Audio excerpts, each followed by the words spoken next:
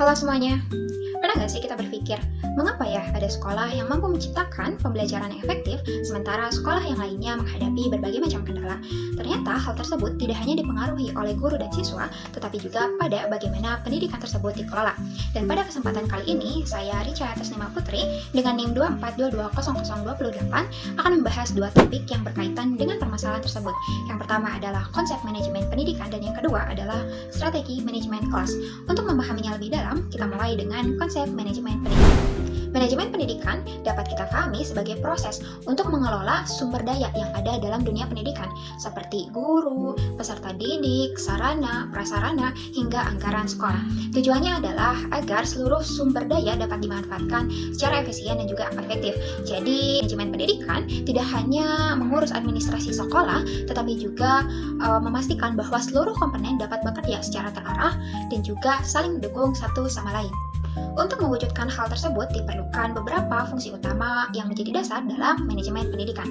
Dan untuk fungsi utamanya ada 4. Yang pertama adalah planning atau perencanaan, yaitu ketika kita menentukan tujuan apa yang ingin dicapai dan juga menyusun langkah-langkah untuk mencapai tujuan tersebut.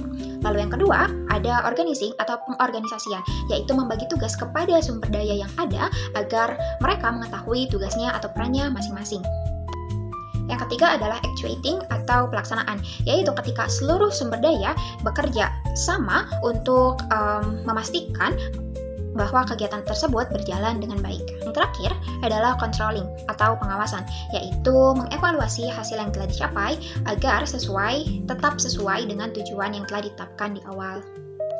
Sementara itu, ruang lingkup pembelajaran mencakup berbagai aspek, dimulai dari sarana dan prasarana, kurikulum dan pembelajaran, pengelolaan peserta didik, hingga bagaimana hubungan sekolah dengan masyarakat. Hal ini menunjukkan bagaimana manajemen pendidikan itu mencakup berbagai aspek yang ada dalam sekolah. Nah, lalu bagaimana sih manajemen pendidikan itu bisa berpengaruh langsung pada proses pembelajaran di kelas? Jawabannya dapat kita lihat di dalam alur berikut. Manajemen pendidikan, proses pembelajaran, manajemen kelas, hingga tujuan pendidikan. Kita jelaskan satu-satu. Manajemen pendidikan menjadi dasar penyelenggaraan proses pembelajaran, dan proses pembelajaran dapat diselenggarakan melalui manajemen kelas. Melalui manajemen kelas yang baik, dapat mencapai tujuan pendidikan yang sesungguhnya. Dengan kata lain, manajemen kelas merupakan bentuk implementasi dari manajemen pendidikan di lingkungan belajar. Oleh karena itu, setelah kita memahami bagaimana sih proses manajemen pendidikan, sekarang saatnya membahas strategi manajemen kelas sebagai penerapan nyatanya. Proses strategi manajemen kelas sendiri merupakan upaya seorang guru untuk menciptakan suasana kelas yang aman, nyaman, tertib bagi para siswanya. Dan manajemen kelas juga tidak hanya berfokus pada pengendalian sikap siswa, tetapi juga bagaimana menciptakan ruang kelas yang aman untuk berpendapat, berbagi opini, hingga ikut berpartisipasi aktif dalam setiap kegiatan yang ada di dalam kelas tersebut.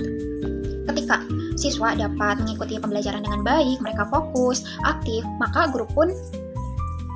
guru yang mengajar pun akan lebih efektif dan juga dapat mencapai tujuan pembelajaran yang diinginkan. Setelah mengetahui tujuan dan pentingnya manajemen kelas, selanjutnya kita akan membahas tentang implementasi yang dapat diterapkan dalam praktik sehari-hari di dalam ruang kelas.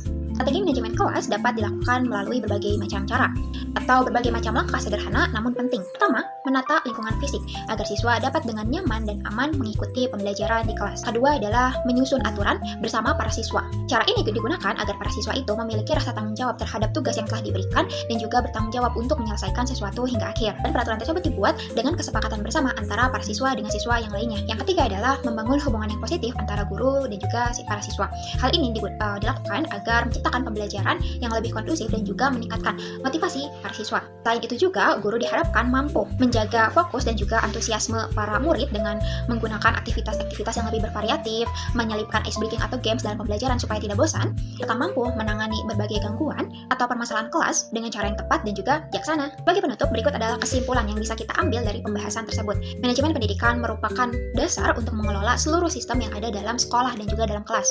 Sementara strategi manajemen langsung merupakan langkah-langkah yang bisa kita ambil sebagai bentuk penerapan langsung di dalam ruang belajar. Keduanya saling melengkapi dan berperan penting untuk menciptakan suasana belajar yang efektif, optimal, dan juga berkualitas. Sekian presentasi saya hari ini. Mohon maaf bila masih ada kekurangan dalam penyampaian materi, karena pada akhirnya kualitas pendidikan tidak hanya ditentukan pada apa yang diajarkan, tapi juga pada bagaimana pendidikan tersebut dikelola. Wassalamualaikum warahmatullahi wabarakatuh. Bye.